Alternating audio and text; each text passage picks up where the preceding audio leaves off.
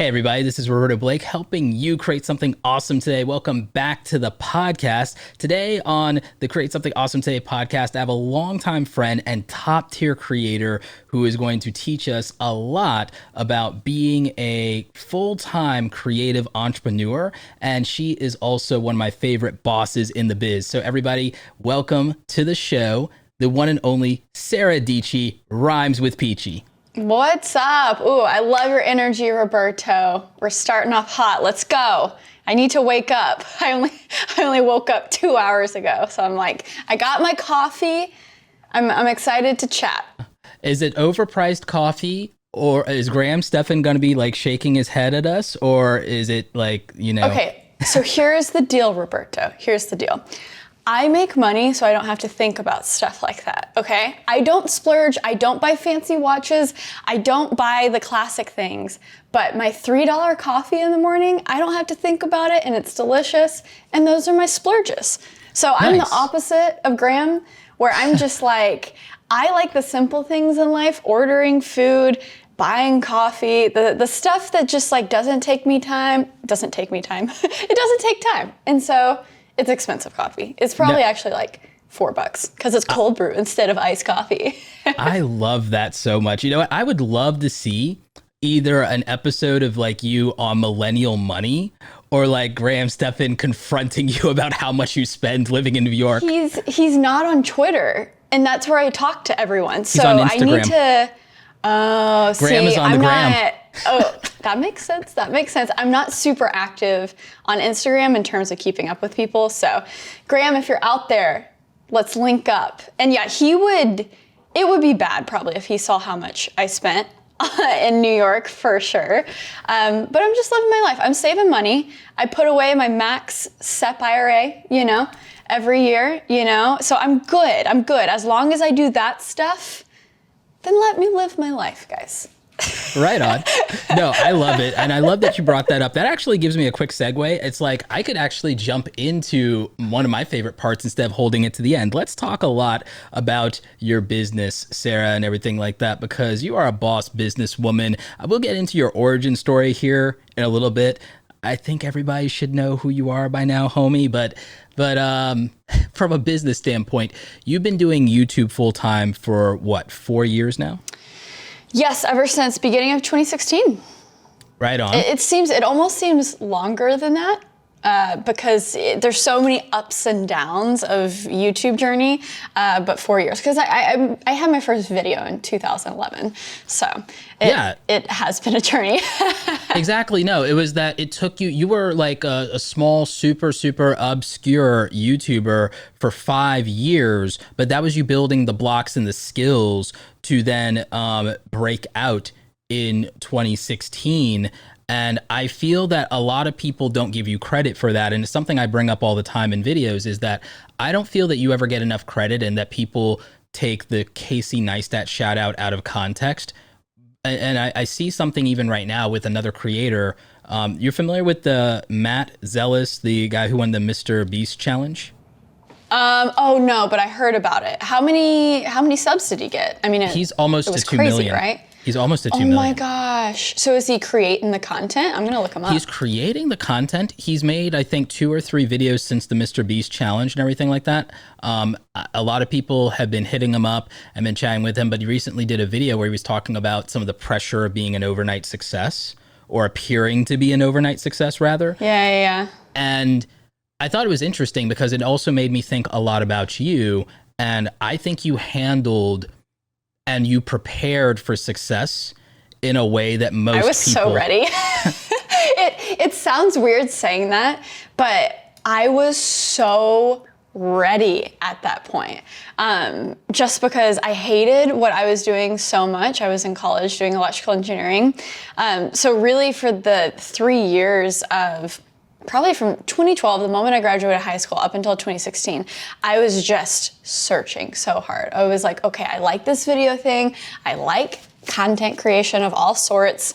How do I make this a job? And so I was searching so hard, but once I started doing some production work a little bit, and then I was making my own YouTube videos, and I was doing weddings, I kind of got in travel videos that that was my favorite.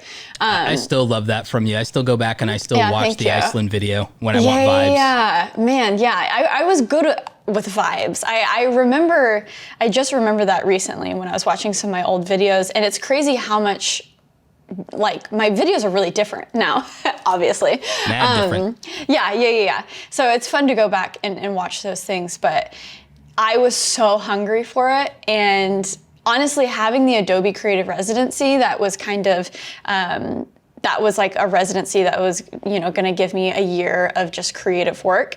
That had some structure around it too, to where I was like prepping for that. So literally the almost full year leading up to, the first viral video, I was like putting in the work day in, day out, every single week.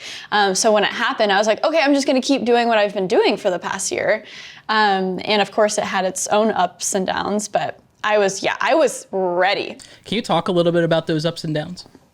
Oh, for sure. I mean, like you and I talked about that, like when we hung out, but like, I think the audience would love that one. I mean, I think we hinted at it in our first collab ever. I mean, it was one of those things that, just like what you mentioned, once you have a bigger audience, that's really when you kind of have to niche down. In the beginning, when you're just being yourself, you're searching, you're figuring out, okay, what's good for me? What do I like to make? You have a lot of freedom in the beginning. And of course, it was a long journey from 0 subscribers to 4,000, but I felt a certain freedom because I only had 500 people watching my videos every time I uploaded, to travel film, camera unboxing, creative spaces TV, like I'm just gonna do like a docuseries thing, to a wedding. I would upload other people's weddings to my YouTube channel to try to get more wedding work. So I think there are still, I've unlisted quite a few, but I think there's still a few weddings on my channel that you can go back and watch. And the moment that I went from 4,000 to 100,000, there is that moment where, okay, what do people want to see? I gotta niche down. We've talked about this before, Roberto. YouTube has killed the variety channel. You just can't do it anymore. You really can't. And so when 2016 hit and vlogging was a thing, and all of a sudden I was messaging Casey and he was like, oh, post every single day. And I'm like, oh, well, that's not really post every single day. And so when Casey himself says vlog every single day, post all of the things, you're like, oh, okay. And it turns out that worked for some people, but I hated it. I just did not enjoy it at all. And that was my big first challenge. And I think still to this day, I'm better at finding that balance and it being like, oh, I don't like that. I haven't liked that for a month. So let's pivot and let's figure out how to fix it. And so that was the first big thing, was I enjoy vlogging to make it moody and cool, and I had been doing the whole montage thing before. It was weird that before Casey, like putting montages in your video was foreign for vlogs. But a lot of my travel videos were just montages and I wasn't even talking. So I did enjoy mixing in those two different elements, but the level that I wanted to do it, I just couldn't do it every single day. It was like impossible to, I'm kind of a perfectionist. It was unsustainable. And so that was my first big thing, was after 6 to 9 months of that, I was like, okay, even though this is scary because everyone says I should be vlogging, I need to like listen to my heart, figure out what I actually like to do, and just unapologetically do that and go full force that.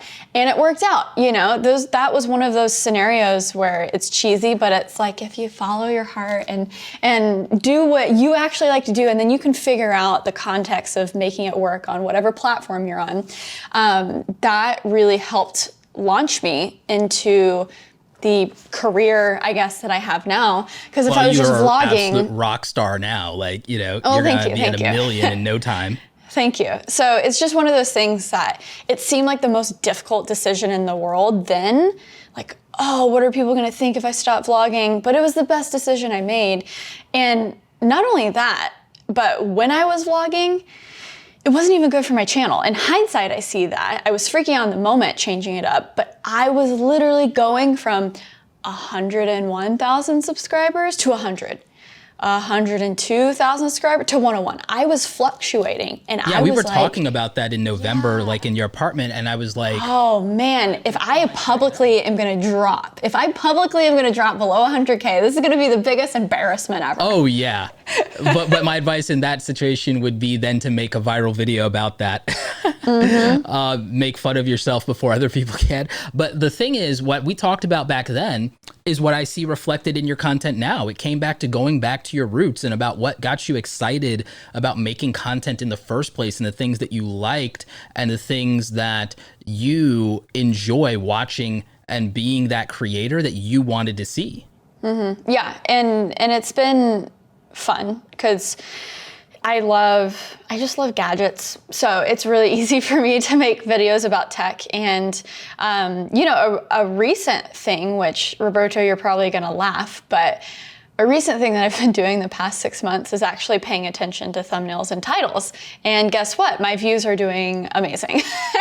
But I know it's insane to be like, oh yeah, I've been full-time YouTuber for 4 years and I never paid attention to the one thing that matters. But truly I didn't, because I was such like a purist in that, oh, it's only about the videos. It's only if you make a great, it's only about the content, guys. Do you feel right? that in hindsight that advice and that, like, do you feel like, let me ask you this. This is actually a good one for the clip show. Yeah. Sarah, what do you think is the worst advice about being a YouTube creator that there is? Like, what are your worst things? Yeah, you kind of set me up there, Roberto, because we're talking about, oh, it's only about the content. Thumbnails and titles don't matter, which is completely false. And that's probably something that, I don't know if I got that advice, but just from, how I felt. I'm like, I make good videos. I'm a good editor. I know how to produce things and it's gonna be fine. I'll just take a screenshot of the video. That'll be the thumbnail, right? I'll just figure out a title 30 minutes before I have to upload the video. No, don't do that. Don't do that. And I mean, it sounds so silly, but literally the past 6 months, now I will sit there and I won't make a video until I know at least the title. And then while I'm filming it, I will sit there, and it helps to have people's help now with filming, and we'll just tinker for an hour with thumbnails, like shoot this, shoot that, no, that doesn't look good, how does that look, not that good. And like, if you just want to do everything to set up your video for the most success, and by not paying attention to the thumbnail and title, that's just gonna make you spiral more into, oh, why is my video not doing well? At least if you paid attention to those things, you gave it your best shot. And if it hits 10 out of 10 in YouTube Creator Studio, then you left it all on the court and you just gotta move on. But I wasn't even setting up my videos for their best shot. I was just like, oh, I'll just take a screenshot. It's just the content that matters. Yeah, No. I've been trying to get people on this, as you know, for the longest time, for years and years. And I think, but it's like I'm getting through to people because I'm explaining to them that I'm looking at YouTube differently, and I'm looking every aspect of it, and I'm reducing it to common sense. And I'm saying, okay, think about it like this: every YouTube video is somebody's first experience of you. It's the first date. You're really gonna show up. And that's why I say, hey guys, my name is Sara Dietschy, rhymes with peachy, what's up? And my audience gets annoyed, but I'm like, exactly what you just said. There's going to be like 40%, 50% of the audience has never heard of me before. And if they can't say my name, they can't remember my name, and they're probably not gonna come back. It's like branding 101. You don't name your company a name that people can't pronounce. That's exactly it. I'm so glad you mentioned that. And it's so smart. And it's the concept of treating it like a business. So speaking of treating it like a business, let's talk about something that you're very well known for and very well versed in. Let's talk about the business of YouTube, and let's talk about like brand deals. I know that like we can never really talk as much as we really want about some of the stuff due to NDAs and things like that. So I'm not going to ask you to give any numbers you're uncomfortable with, but like in the early days, like of your brand deals, like, let's start here. How many subscribers? Well, it was probably after 100,000, but it's like, what was the first brand deal like? And like, what were you thinking going into your first brand deal? And did you approach them or did they come to you? So luckily I had the opportunity in the very beginning of all this, once I got a sizable audience to where, oh, it makes sense to start having brand deals. Luckily, I had that Adobe Creative Residency for a year. So they were paying, you know, it was a salary, it was a full year salary. So I had rent for my crappy New York City apartment, but I was happy. I was in New York and I was doing my thing.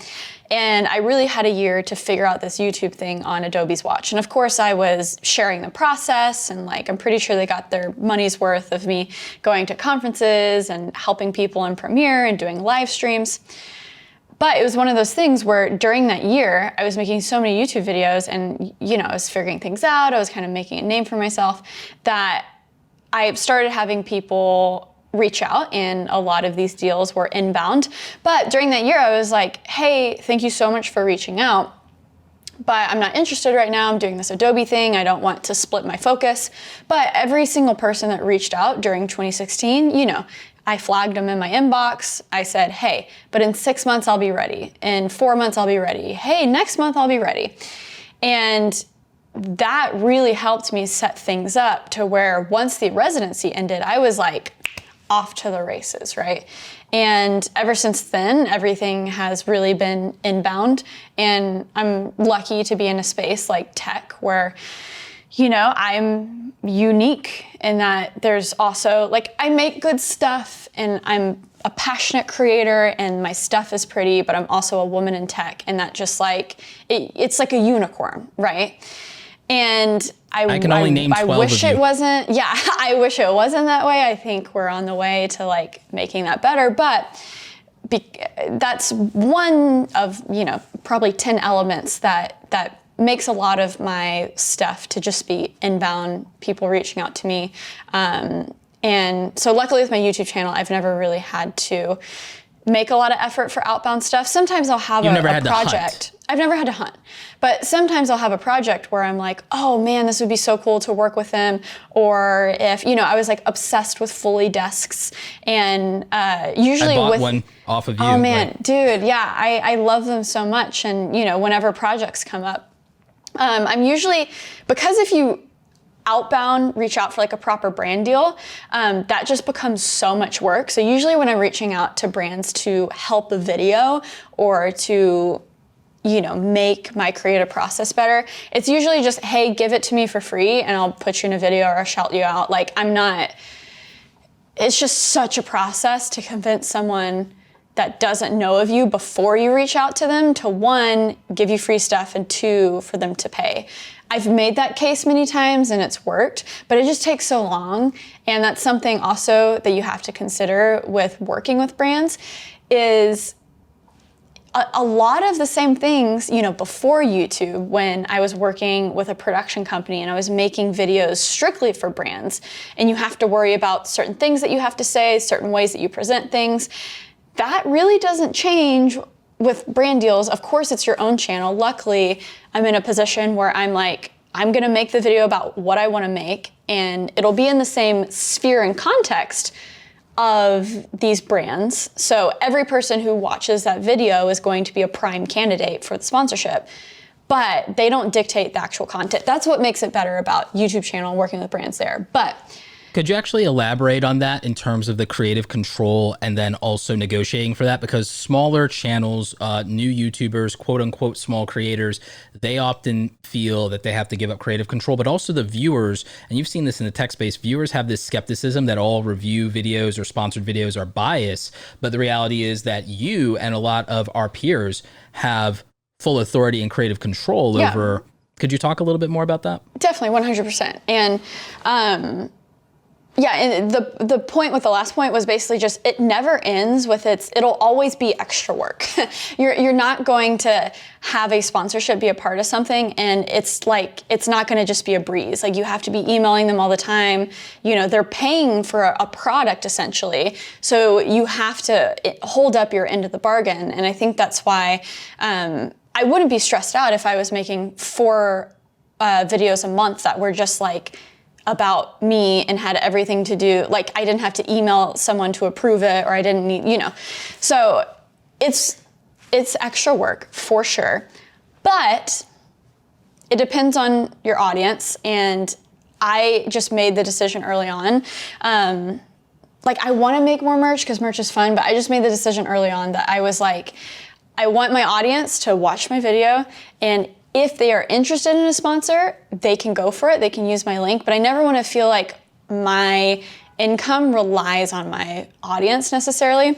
I talk to you all the time. I need to do some courses. I need to step up my merch. I need to step up those independent. Just so the options exist, in my opinion. Exactly. Just so the options exist. Because like I only really, in terms of clothes shopping, I buy a few signature pieces, especially for when I go on public and on the rare occasion I ever go on a date. And then other than that, I just buy YouTubers merch. I just support creators. Because I love it too. Yeah. And so I need to tell myself, because I love that too, and that I love repping people. It's like I'm wearing John's right now, Progress Daily.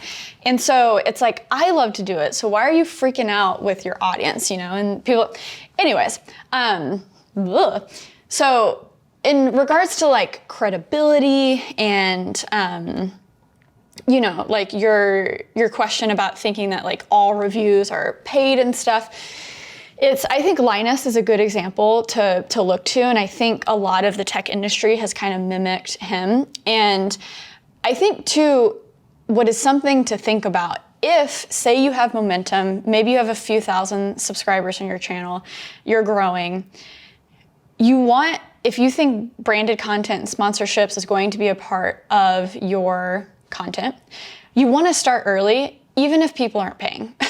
So luckily with me in the beginning, I was already super used to working with brands, but to make their videos, right? And so that was already something I was comfortable with. And from the get-go, I was already introducing products and working with companies organically. They weren't paying me, but if they could enhance an experience of a video, then of course, like, let's work and let's, you know, like figure out something exciting we can do for the audience. So introducing that even before you get paid is huge. And also it helps with the optics of, oh, this person already works with brands. Oh, this person is able to incorporate, you know, brands organically. That's much easier when you see it.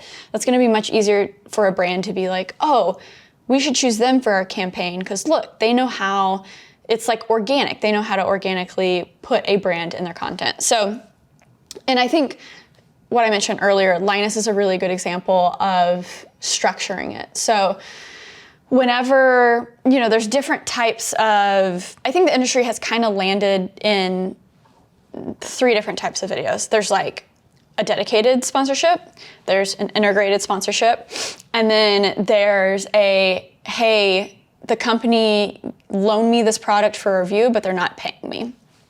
And can you explain the differences between each of those definitely. 3? Yeah.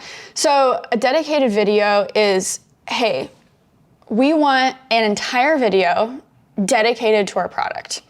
And this is a tricky one because you got to figure out a way that it just doesn't come off. I mean, it's a whole ad. It is that. But establishing a format or something in a way that it doesn't seem so foreign, because I've done plenty of dedicated videos before, but that's what I'm the most picky with because it's the entire video, right? So they not only have to have something to advertise because that's what they're getting, but they have to like add to an experience, or they have to, it has to be something that's relevant to my audience that they're going to get excited about. And a lot of the time, offer something that I wouldn't be able to get without them. So that means a product that was just released, and they're adding the element of exclusivity to it, and that's or always early good. access, early for example. access, exactly. And so you'll see Linus does a lot of this, and he words it as, hey, these are product showcases.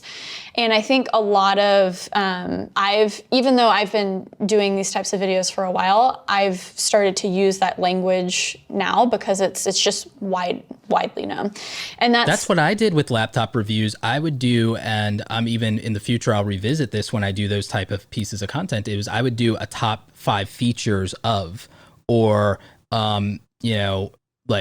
or I would do even a specific feature highlight that I think is unique. And I wouldn't do a review. I do my review 30 days after I have it, when it's not contract.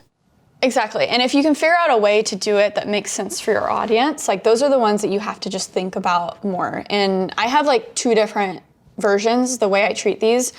One is if like Intel is a good example. They're a company that wants to advertise like what's inside. It's their processor. Maybe it's their new graphics or integrated graphics.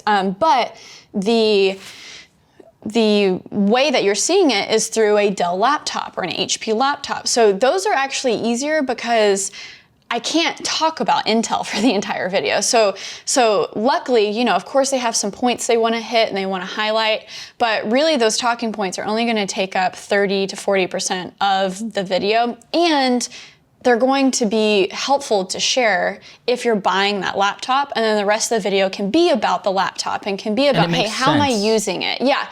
And so those are... separation exists. Exactly.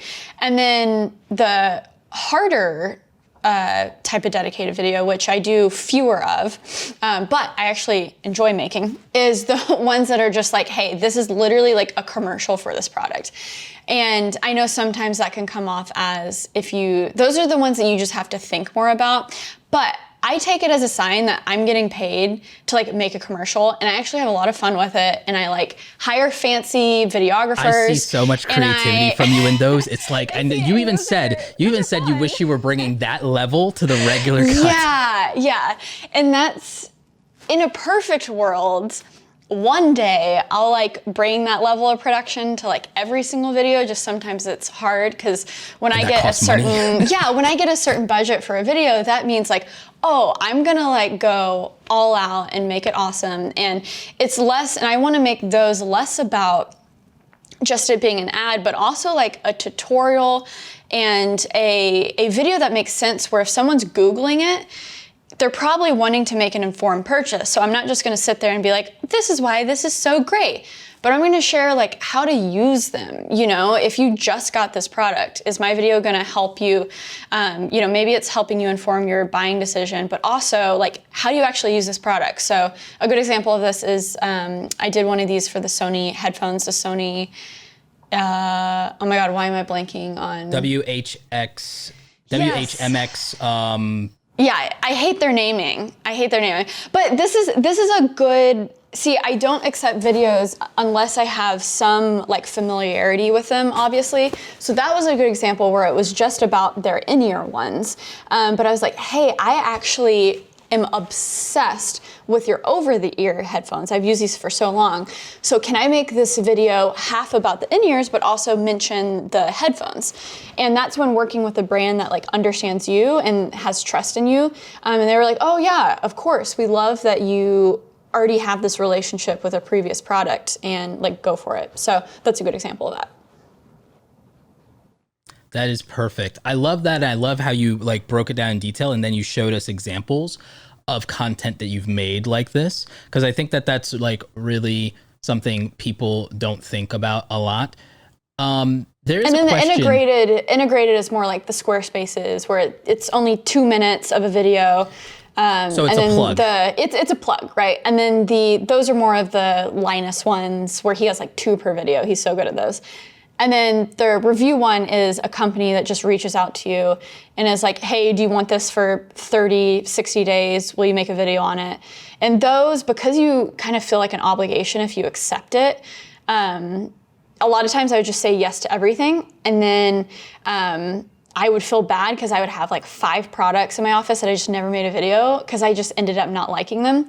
So with those, there's always an understanding. If you send it to me, I'm only gonna make a video if I have something to say about it. And that's actually been an interesting dance where whether it's Microsoft or Apple or all these big companies, you think like, oh, I have to be careful what I say or they're not gonna give me product anymore. But people have watched my videos. I've been like very critical of of certain things, and I try to keep my content super positive. So it's like, if I hate something, I'm probably not gonna make a video on it. But even in my positive videos, even if I say something that's critical, I mean, companies kind of understand that's a part of the package, and they keep sending me stuff, even though, it's not always rainbows and butterflies. So it's been fine. A lot of people think that if we say something negative, we're going to hurt our relationships and everything like that. But to the contrary, a part of our relationships is also kind of consulting these companies on making products better. Marquez is a great example of that.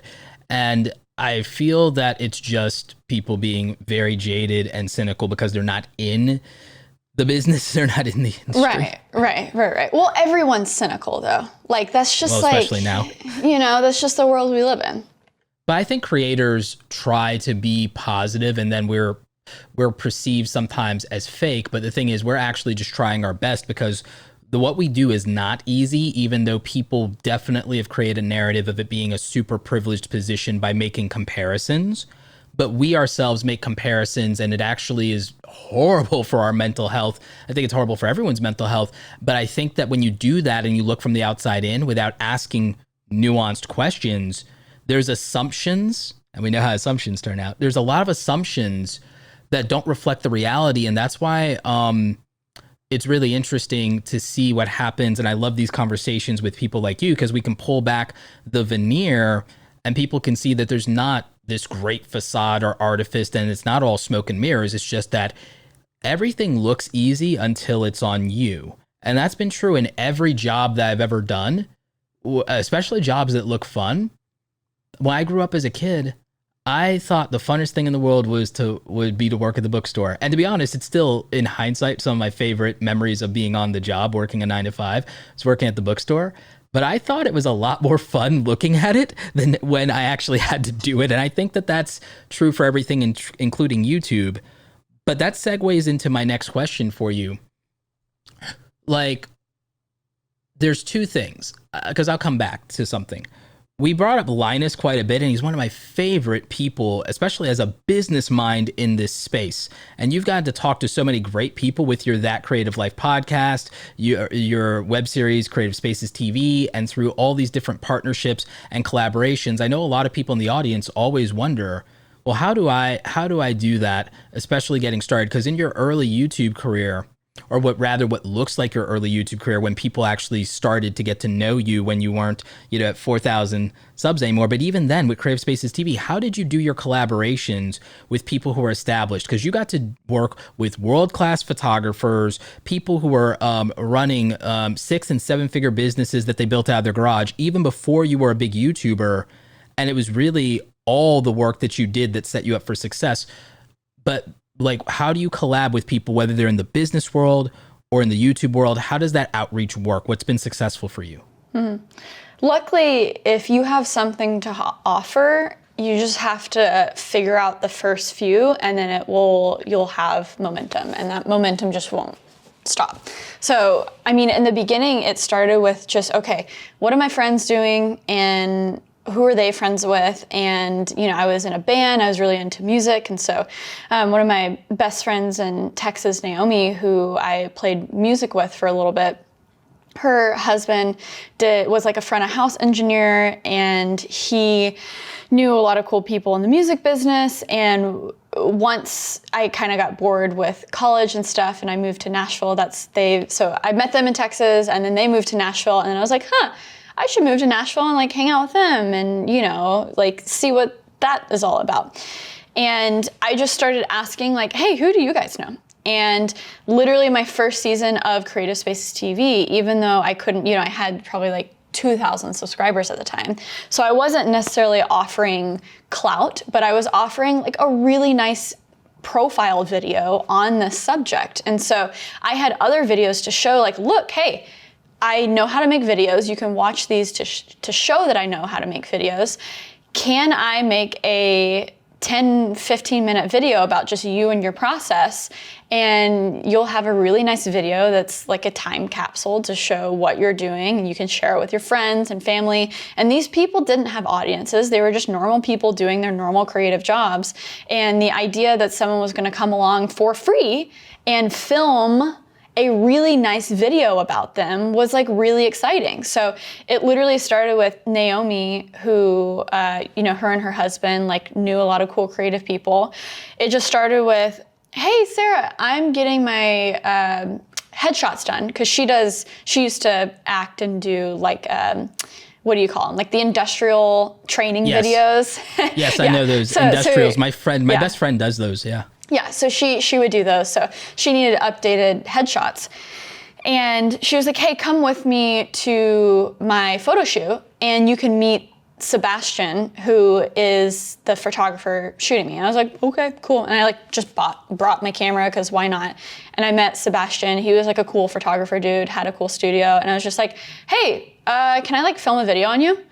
And he was like, okay, you know, because I mean, both of us are no ones, but we have a skill. It was me shooting video. He obviously shot great pictures, and he was a part of my first round of Creative Space TV. And then Naomi's husband, Justin, he had a friend who had a recording studio out of his garage in Nashville, and it was so cool looking. And again, these aren't people who are producing for like crazy people. But they are making a living doing something creative, and that is very compelling to an audience. And so that was my second episode. And once you start these people, then it's just like you ask them, hey, do you know any other person who's creative who like would want to collab on something? But you always have to have something to offer, because in the beginning I didn't have the clout. I was offering a really nice, clean, awesome video that they could share with their friends. And that vibed with them, you know, that was exciting for them. And I always felt like that was such tremendous work, and I felt like you did such a good job. I was actually like really impressed with it when I like saw it, and I was just like, why am I not doing that? Well, you know, and it was good for me too, because I was able to prove that I could do a certain level of quality, and people forget because I'm like, hey guys, what's up? Sara Dietschy here on a new YouTube video. But all of those videos, it was like 100% me behind the camera. I was editing them. I was doing, you know, I was asking the questions. I was doing the interviews. And so it was and still to this day, it's a really good thing to have if someone's like, you just have no skills. You're just like a personality. I'm like, okay, how about you go watch these like 100 videos that I've already made and I've produced, filmed, edited, you know, so it's good for that. But in terms of collabs, you just it has to make sense. If you want to be a full-blown YouTuber and you have 100 subscribers, you can't email someone with 100,000 YouTube subscribers. Now, if someone has 100,000 YouTube subscribers and you have this catalog of amazing, crazy, unique videos that you're the filmer and editor of, and you're offering your skills to them, and that piques their interest. Now that's another story. But the pure just like, hey, can you shout out my channel? Well, what are you offering to that person? I'm sure that person is really busy. And why are they gonna stop everything that they're doing to just accommodate you? You have to kind of be real with yourself. And then also, why would their audience care? Because you're asking for something for you. And even if there's nothing in it for that other creator, that creator is, if they're like you or me, like almost everything we do, yeah, we want to satisfy ourselves, but almost everything we do that people see is for the good or the best interest of our audience. Mm-hmm. And that's a good point too. That person could even say, sure, let's do a collab. But if there's no overlap with their audience, and if you are not doing a similar thing, or you're not capturing that audience in a way where, okay, if that, you know, 100,000 YouTuber has a creative entrepreneurial audience, but you make YouTube videos about insects, there's not going to be any overlap and no one's going to come subscribe. So that doesn't even matter. And I think that's when you mentioned, you know, the guy who just got shouted out, Mr. Beast. I looked at his YouTube channel. It seems like he makes similar videos. So that's going to be interesting to people. You know, that makes sense for the Mr. Beast audience to have, like another Mr. Beast. Hopefully he has some quirks that's unique to him. He does. He's really good, and he's a good kid. He's like solid. But I agree with you. You can't also be a one-off or quote unquote clone or like too similar to the person you're collabing with. There also, in my view, it's a balance. Can't be some extraordinary gap between the viewing experience in terms of the quality of the content. Yes. Yeah. 100%. Which ironically, I think is the interesting thing about anyone who, like yourself, was put on in any way by Casey, is that Casey, like, the quality of his content is based in intent and technique. It's not about having the fanciest gear in the world, and it's not about being very showy in an edit. It's really guerrilla, old school Hollywood single camera filmmaking, doing multiple takes of something, setting up, composition being everything. Casey doesn't even color grade. Like, so. And I was different in that. in that regard. I feel like I love making my videos have a certain feel and color grading. So I think with that, I was different enough to where also people came to my channel and saw 2 seasons of Creative Spaces TV that were very high quality, but then there was still some personality in my other videos. So you're right. It's like, it's the balance of there has to be some overlap, but you gotta have your own thing. Like you can't just be, and it's weird too to see like Casey vlogging again, and then all of a sudden seeing this influx of like people vlogging exactly like Casey and doing like, okay, because Casey's doing 5-minute videos, I gotta do 5-minute videos now. And it's almost like he pressed the restart of like, oh, okay, now there's like another wave of kind of people mimicking exactly what he's doing, which is just interesting to watch. Sometimes there's some technique in doing similar content because maybe people are hungry for that type of content, but you always got to figure out what your thing is. I agree, and in fact, it's still my pinned comment in Twitter. It's still my pinned thing in Twitter is a video where I asked Casey about that while we were at 368, and it stays my pinned video because I just don't think there's any better advice for somebody that is encountering me in Twitter for the first time than to listen to Casey Neistat tell you why you need to stop copying him and do your own thing, and why that's your competitive advantage. Because I think one of the things I've always appreciated about you is the fact that I can see and have seen your evolution and your ability to experiment over time. And you went beyond just your stylistic, like, because you were already polished. You were already, in my opinion, an A-tier creator in terms of the ability to do aesthetic, stylistic edits and tell a story, make sure everything is in service of the story. Where I saw your evolution was in coming out of your shell and your personality, your delivery, your performance. You went from being like, C tier there, where that was like, okay, that's just fine, well, to yeah, being I was shy. like Yeah. A tier. Yeah. Like, no, I saw it, but I was the same way. My first videos are horrible because Well, yeah, there's nothing natural about being on camera, especially when you're not used to it. But the more you do it, the more you can be yourself, and even, sometimes be kind of an elevated version of yourself. It doesn't mean that you're being fake, but it just means that, in real life, I'm not always up here and like, hey guys, what's up? Welcome to another video. I'm so excited for you to be here. That is truly me, because I'm a very excitable person, but I'm not that 24/7. But it's just like, when I was doing theater in the 8th grade, and I was literally the what do they call it? Like the town fool. I was the gesture of this medieval class clown. Yeah, that's who I played in this play, in this 8th grade play. And something that always stuck with me from the teacher that said was, if you're giving 100% on the stage, it comes off as 70% to the audience. So even if you're giving your full, that's not being translated. There's something lost from being on the stage to the audience. And I think that's true for video too. I think the camera saps 20% of your energy. Exactly. So you have to go almost above and beyond to come off as normal. Because who wants to watch a video that's like, hey guys, I guess I'm doing a laptop review today. That's like your first video. I remember watching your Wacom. To watch that? I remember watching your Wacom review, and that was the level. That was where that was at. That was the level. Because I was so uncomfortable too, because I didn't know. I was self-conscious. How did I look in the camera? And was it focusing? Because people forget that autofocus didn't exist 10 years ago, garbage. 5 years ago. I was using a Canon T3i.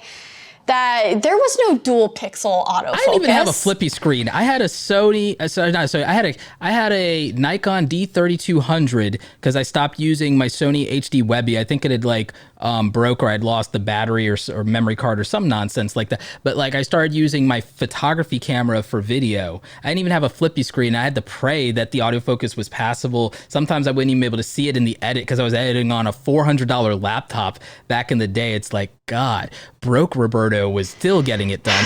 Dude, well, yeah, but thank goodness the amount of strides that cameras and computers have done. It's truly a really cool time to be alive, especially when you're always tempted to, I need the fanciest camera. Maybe I should get a cinema camera. And I've always been aware, noise. I've always been aware that my thing is like, okay, quality, yes, but gear is never going to get in the way of telling the story. If I want to like go outside and film something, I don't want to be weighed down because, oh, my fancy $40,000 cinema camera is on the fancy tripod in my office, so I can only film my office. So it's always like, how fancy can we get, but still being mobile, right? And you remember the conversation we had about what's called the threshold of sustainable quality? Yes. Like the threshold of what is acceptable quality to the audience, but is sustainable for you because that's so important. All right, I can't, if I don't have this, I can't make a video at all. Like figuring out that. And the level, and this is something that I chatted about with Linus in I forget if it was in the podcast or the video I did with him, but he said, he's like, what makes YouTube so great is the fact that you can have a cheap $1,000 camera, you can set it up on a tripod, and you can film in your bedroom, and that's good. Like that can be good. And you are 90% there, and people are gonna watch it, and they can love it, and that can be your thing. But that last 10% is so expensive to just get that last 10% that a lot of people don't do it. And he was saying it in the context of, he has a whole team, he wants turnkey solutions. And so when you go from your bedroom to a just warehouse where you're starting from zero, so you have to not only buy the lights and fancy cameras, but you have to install the rigging. You have to install basically the infrastructure, sound dampening, all of that. The last 10%, taking that final extra step, is like exponentially more expensive. That's why that's so hard to do and so few people do, And isn't the infrastructure of like Linus's operation like about $1.5 million in infrastructure? Oh, I'm sure he did throw out the number like $1 million to even get to a point of filming a video, basically, in terms of what it costs for the rigging, to rig the lights, to build their first set. And so it's crazy to think about, but I just chose to do the 5%. So I'm like 95% there, So I have the small studio, I have the rigged lights, but it's like, I'm not paying more than $3,500 for my camera because I know that lighting is like 80% of it. People don't tell you that, So yeah. Can I ask, like, for Peachy Studios, for your studio, like, can I ask? Sorry, we're not in there today. Someone sadly, else is using it. I'm sorry, guys. Yes, it's all good. But like, next time, Gadget, next time. Like, what can I ask? Like, what you think estimate or ballpark the investment into your studio and your production setup? How much money do you think that is sunk into that in terms of that investment? Because it's not a sunk cost. You've made the money back. It's an investment. Definitely. Yeah. I mean, so I'll tell you exactly, but in terms of sunk costs, I will say the biggest issue is I waited too long. So I waited like almost a year and a half to 2 years to really take it seriously. So I think you either make videos in your apartment and make videos outside and you're good with that, or you take that step and just get everything done. Kind of like what Linus was saying. And my biggest mistake was to half-ass my office for almost 2 years to where, the sound isn't that good, the lighting isn't that good. So that would result in only filming a little bit in my office, and then what I would film in there, I wasn't so stoked on it. And that's why I really made the decision this past year to be like, stop half-assing stuff, just like full force, go for it. And so that's my biggest regret, is not doing it sooner. And now that I've done it, it's helped so much to just have those turnkey solutions. So the biggest things, the space. So my space, it's in Manhattan, and considering it's in Manhattan, it's not crazy rent. I pay $2,200 a month for it. That's really good, actually. Yeah. It's my dedicated office space. That's not bad at all. And so that's the rent. And then the second biggest thing was the sound, because it has tall ceilings, and I'm grateful for the tall ceilings because that enables me to rig up lights, which is really great. And then still not feeling like it's claustrophobic. But the sound, it makes the sound bad. So the sound I was just like, I need to hire this out. And so I basically had paneling done, panels on the ceiling, some on the walls, hanging curtains. And that was a whole nightmare because the company I hired was actually like a shit show. But all in all, that was like $4,000. And then I had to pay, it's not terrible. And that's for like 4 hours of labor from them, but a lot of product. And that they didn't finish their job. So then I had to hire my own guy to just come in and like finish their job. And he's my studio manager now. So that was probably like 2 days of work at $25 an hour, 6 to 8 hours that day. So that was to finishing hanging up the curtains. And that was like one of my best hires. $5,000 all in on that. Yeah. So it was for the sound. And then the video gear, I always have rotating fancy video cameras, but I always leave that at like the $2,000 to $4,000 range. Again, I don't mess with cinema cameras because the moment you go cinema, you have to then invest a total of like $30K just to get the rig and get everything. Like you can't just grab a camera and go. So I'm not interested in that. So all my cameras are, and I tested a lot of different cameras for my YouTube channel too. So I probably have like four to six cameras always on rotation, each of them being $2,000 to $4,000. And then audio, I just like, because the audio is good in my office now, I basically just do, finally, it doesn't matter if it's a shotgun mic on my camera or a lav setup or my mic setup, everything sounds good. So really figuring out the office helped with the recording of audio. And I think that was the biggest thing, was just sound, and then aesthetics too, lighting. Oh, I didn't even mention lighting. So that costs like a few days of labor. I'm like, I'm not gonna be hanging these up. Like I don't wanna, the thing that I'm least interested in life is getting power tools and screwing things into walls and figuring out is there a stud? Where's the stud? I gotta use snap toggles. I'm just like, I've lived that and I don't want to do that anymore. So yeah, that was like 3 days of labor to figure out how to rig everything. But once the Aperture 300Ds were rigged, and that was something that I'm like friends with them. We've never done proper sponsorships, but that's one thing that they'll just send me stuff and I'll just like link them in my videos. So those were free. But yeah, that was probably like 3 days of labor to just have someone come and just rig them up. And again, having people that you can just hire and say, hey, get this done and I'm gonna pay you. And then everyone's happy at the end. That just helps so much, because I would sit there and I'd freak out like, I got to figure out a time to do that, but I don't want to do that. That's something I'm not frugal about. I'm like, screw it. I'm not frugal about that at all. Exactly. And so I would say total, the reoccurring cost of like $2,200 a month, but I would say like all in all, minus the gear, because that's just always coming in and out, probably like $10,000 to get like the ideal studio setup. And in hindsight, that's not a ton in terms of me running my business. I should have done that 3 years ago, because it would have made me more money in the long run to have a setup. So it's almost like I come from a place of regret of not doing it sooner. Figure it out, guys. About so many things. Yeah. I feel that way about so many things with my setup. I've recently, as you know, just went full on, I'll upgrade everything here in the home office, because I have a home office studio, because I have like, people don't realize, like I have this room that's dedicated to filming, and then I have a bedroom where like it's only video games and TV and books. I love like that. Comic books. It's my comic books. It's like no work. Roberto, what are you going to do? The new PlayStation or the new Xbox? Both.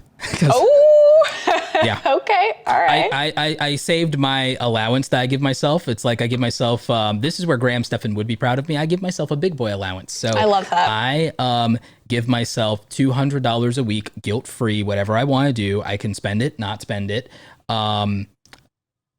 Because I'm insane. A lot of times I will literally take money that's like my allowance to spend frivolously, and I'll still invest it in stocks. Yeah, so no, that's good though. That's good.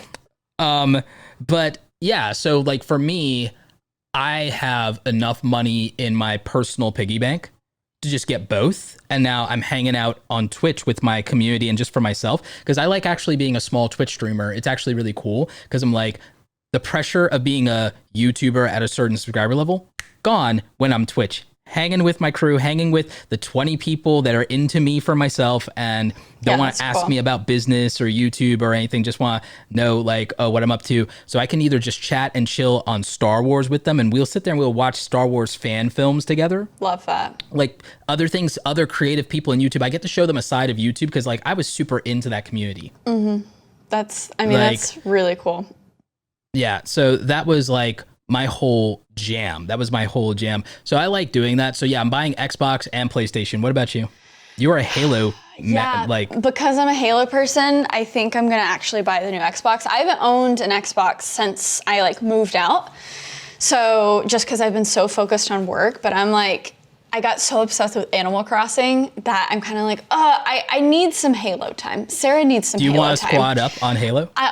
Let's go. So I think let's go, because I was like back in the day. Yeah. So I'm going to try it out. I'm going to figure out whether I should get the fancy one or the white one that's like a little cheaper. I'll probably just get the cheaper one because I don't care about having but I don't know because I got 8K TV in the back. So maybe I do need to go full on. We'll see. I'll probably make a video on it. Yeah, I'll check specs because I've been thinking the same thing. I got to check specs. But yeah. And I'm good for like 5 or 10 more minutes. I'm good for 5 or 10 more also.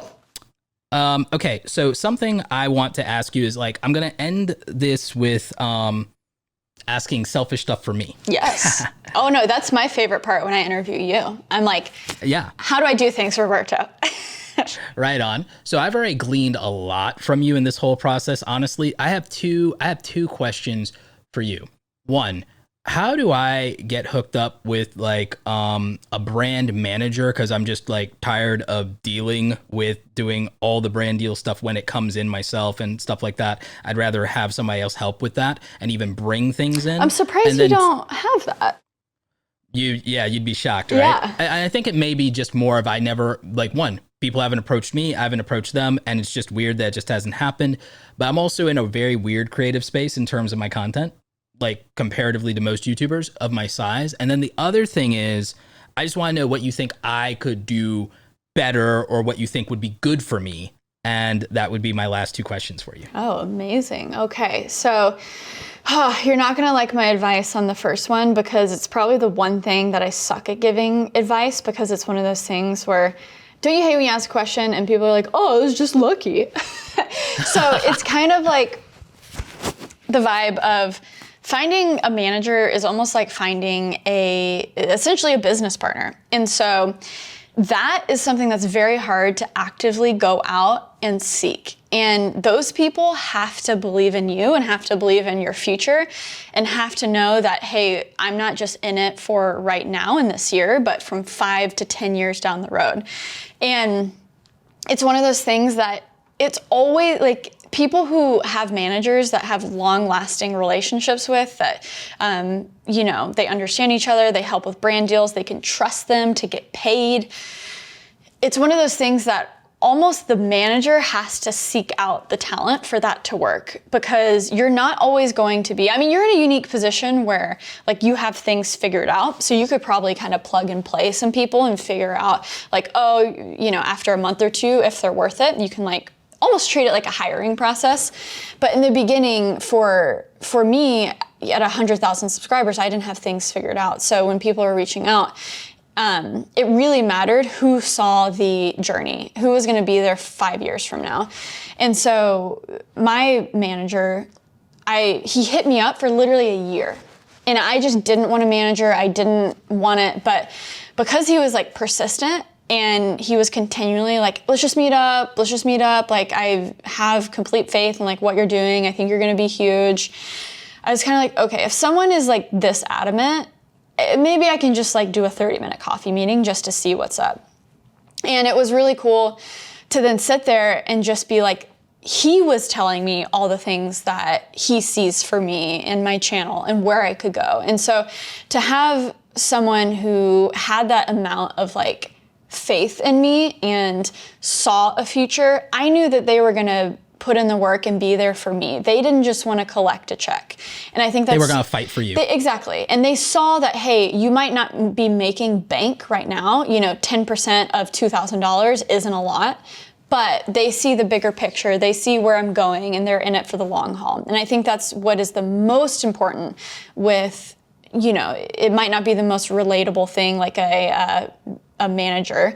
A lot of people maybe who's listening out there are like, that's not relatable to me, but a business partner. They asked that question, that's what you so need it's a in a good business. question. Yeah, okay, great. And that's what, even outside of YouTube, that's what you need in a business partner.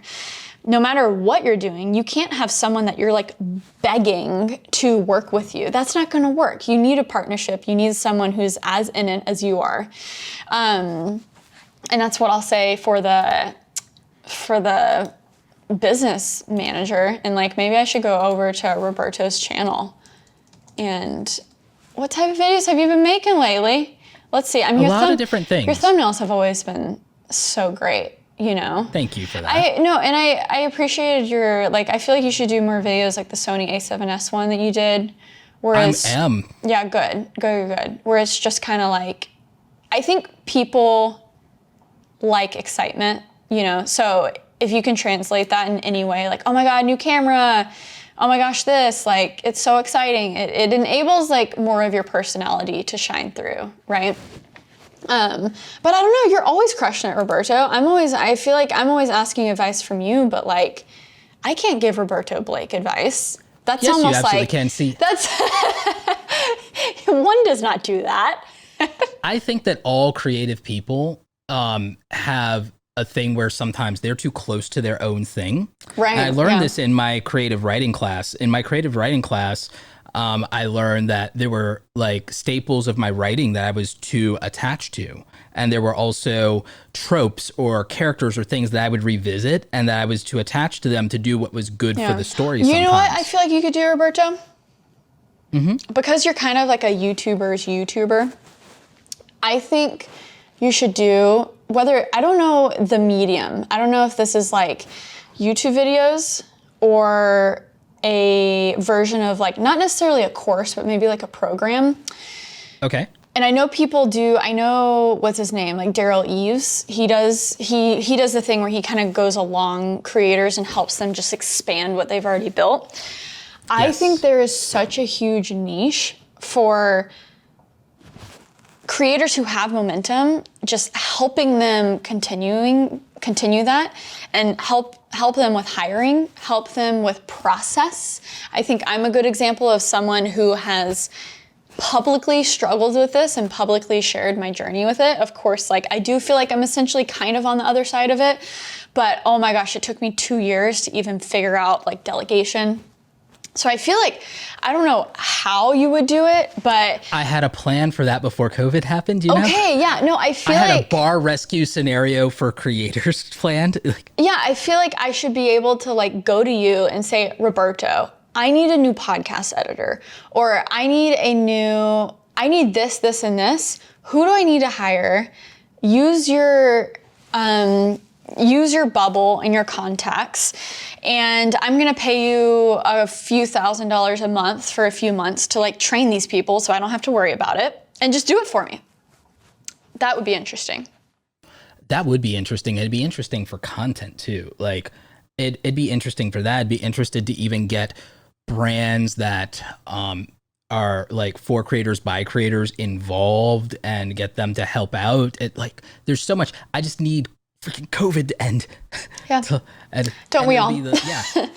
For real. But you're right. I want to do that so bad. I love talking to creators. I love helping creators. And I love that I feel the unique thing I have is the business side of creativity. It's like, I can help you not just make more money or monetize or expand the revenue streams.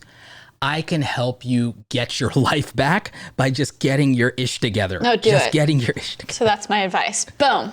Thank you. I love that. In the meantime, I'll just do some more tech stuff and some more video editing stuff and some more photography stuff, because I think you're right. I got so many compliments on that video just about the fact that like, wow, I love seeing the passionate side of Roberto. I haven't seen this since the last time you got mad and yelled at the camera. There you go. I love it.